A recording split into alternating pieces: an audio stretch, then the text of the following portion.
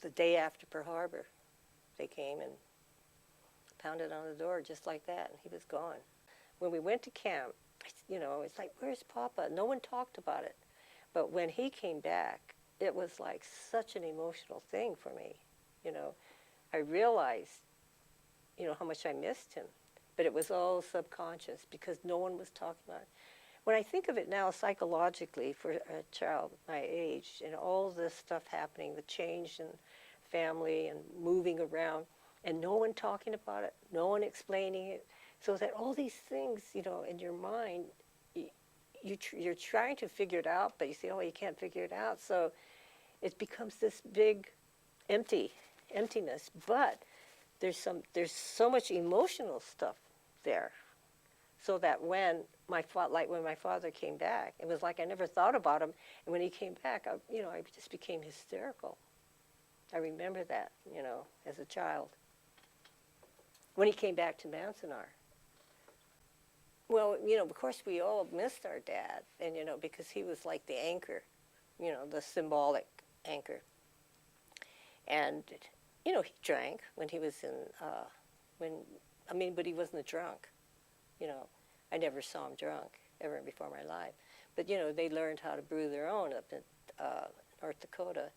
And so when he came on a bus, and we all went down to meet him, and he came, and he was walking with a cane this time because I think he had frostbite or something. But that cane, I don't know who has it because it was a carved cane, and it was beautiful. I hope somebody in the family has it, and he was walking with that cane, and he was totally, to me, he was thinner, and he wasn't a beaten man, but he was a very disappointed man, for sure. Well, he was a damaged man. He was disappointed. He wasn't ruined, but it was like he'd been through so much in his life as a Japanese man in this country. Knocked down, and he'd come up because he always full of hope. I have 10 kids, the whole thing. And this was like he was too old to start it all over again because he was he in his 50s or late 40s coming back, and then having been imprisoned, and I don't know what happened to him while he was in prison, except they did really drink a lot, the guys there. And then coming back. So he never regained that. I don't think he ever regained it after the war.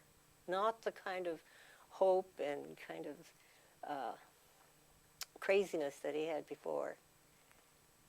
It was like, I think he had that dream. He had the American dream like so many immigrants would have, which could happen here. And he tried over and over again. He did so many different things, before the war. And he wasn't a fisherman all his life. He made false teeth. He did a lot of different things. So I think that was the end for him of hope, of that, the American dream.